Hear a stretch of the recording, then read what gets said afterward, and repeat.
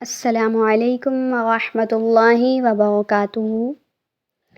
اے اللہ تو ہمیں بخش دے، اے اللہ تو ہمارے چھوٹوں کو بھی بخش دے، ہمارے بڑوں کو بھی بخش دے، ہمارے زندوں کو، ہمارے مردوں کو بخش دے، ہمارے حاضر کو بھی بخش دے، ہمارے غائب کو بھی بخش دے، آمین۔ سب کی بخشش فرما دے اے اللہ۔ اے اللہ تو جس کو زندہ رکھے اس کو ایمان کی حالت میں زندہ رکھ، اور اے اللہ جس کا خاتمہ ہو جائے اس کا خاتمہ بھی اچھا کرنا، آمین ثم آمین۔ آج بات کریں گے کہ مسلمانوں کے اندر کس طرح غلط رسومات اندر آ گئی ہیں ایصال ثواب کے بارے میں۔ اگر کسی کی وفات ہو جائے اس کے پیچھے ایصال ثواب کی کیا حیثیت ہے، صحابہ کرام کا کیا رد عمل تھا، اور اس کے بارے میں ہمیں اسلام کیا سکھاتا ہے، اور مسلمانوں نے اس کو کیا رنگ دے دیا ہے، آج ہم انشاءاللہ اس پہ بات کریں گے۔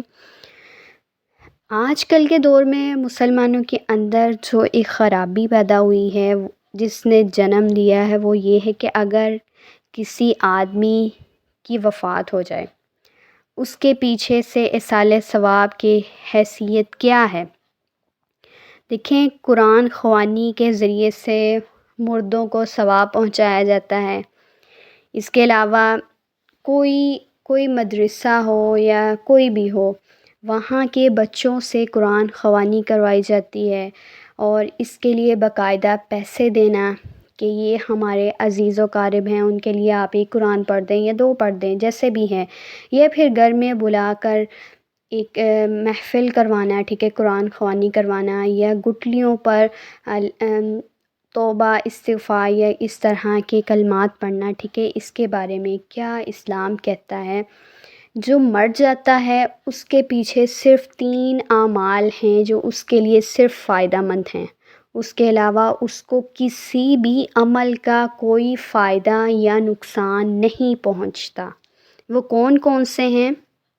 جب آدمی مر جاتا ہے تو اس کے لیے سارے کے سارے عمل ختم ہو جاتے ہیں، سارے کے سارے کام اس کے لیے رک جاتے ہیں، مگر 3 چیزیں ہیں جو اس کے لیے جاری و ساری رہتی ہیں، جن کا اسے نفع ہوتا رہتا ہے۔ وہ کون سے ہیں؟ ایک تو ہے صدقہ جاریہ، جو اس نے اپنے ہاتھوں سے صدقہ دیا ہے، اس کا ثواب اسے ملتا جائے گا۔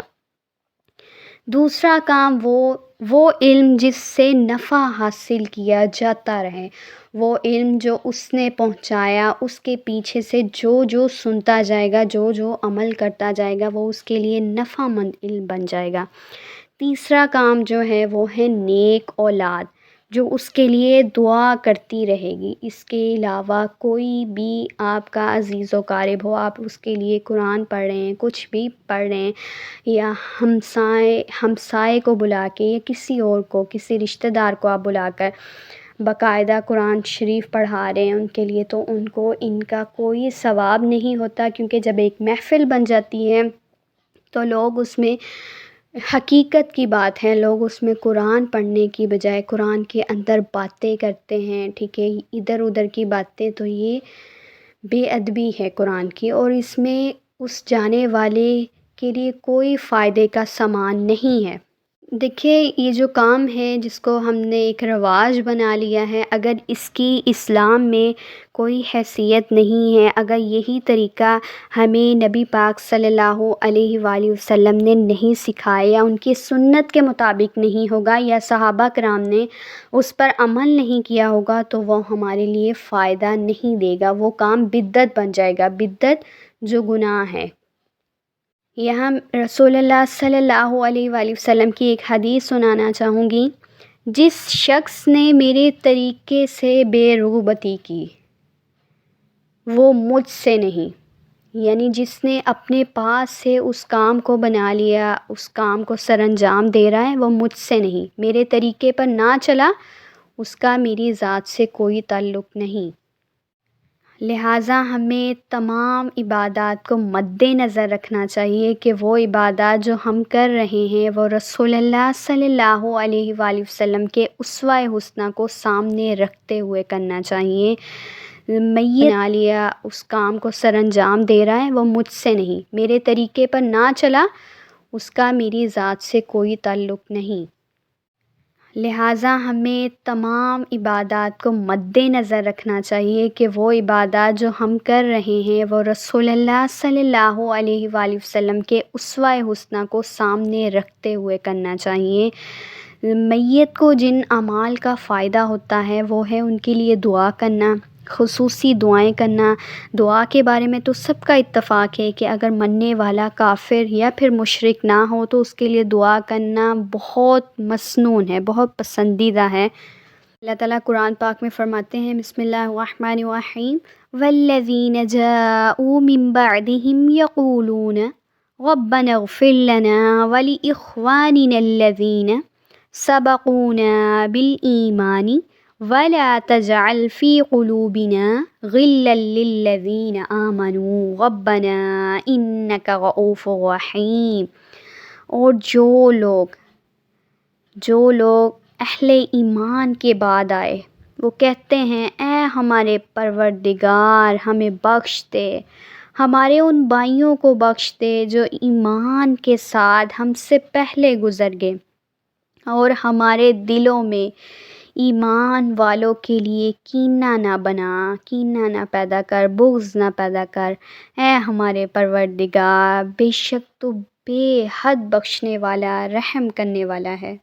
کوئی اس دنیا سے رخصت ہو جائے آپ اس کے لیے استغفار کر سکتے ہیں، آپ اس کے لیے دعا کر سکتے ہیں جو مسنون ہے اگر وہ مسلمان ہے، کیونکہ حدیث میں آتا ہے کافر اور مشرک کے لیے دعا نہیں کی جا سکتی، صرف مسلمان کے لیے دعا کی جا سکتی ہے۔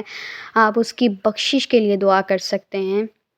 دعا کے علاوہ میت کے لیے جو دوسرا کام ہے جو اس کے لیے فائدہ مند ہے وہ کیا ہے؟ صدقہ جاریہ۔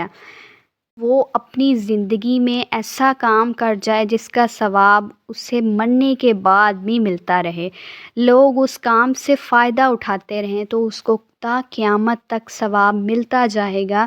اور وہ صدقہ جاریہ، وہ صدقہ جو صحت تندرستی کی حالت میں اس نے اللہ کی راہ میں دیا ہوگا، اس کو اجر بے پناہ ملتا جائے گا۔ اور ایسا علم جو اس نے لوگوں تک پہنچایا ہو، جس کی اس نے تعلیم کی ہو، اسے نشر کیا ہو، لوگ اس سے فائدہ حاصل کرتے رہیں تو اس کو ثواب ملتا جائے گا۔ یہ دیکھیں، یہ 3 باتیں ہیں جو ہمیں رسول اللہ صلی اللہ علیہ وآلہ وسلم نے سکھائیں جو میت کے لیے فائدہ مند ہیں۔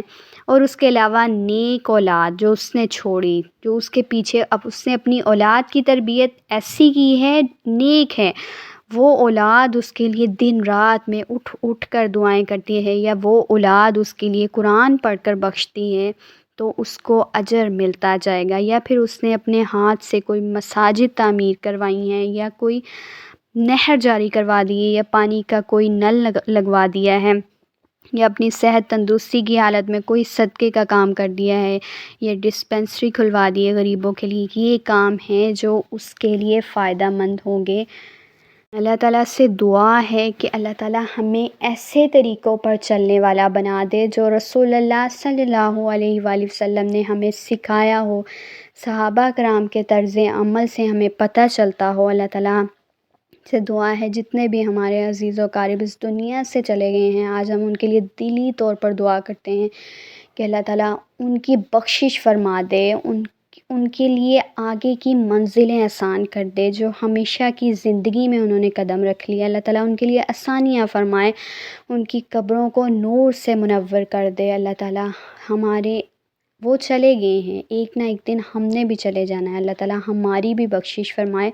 اللہ تعالیٰ ان کے لیے ایک حسین اپنی جو خوبصورت جنت ہے اس میں سے ایک عالی شان گھر عطا کر دے۔ آمین ثم آمین۔ جزاکم اللہ خیرا کثیرا۔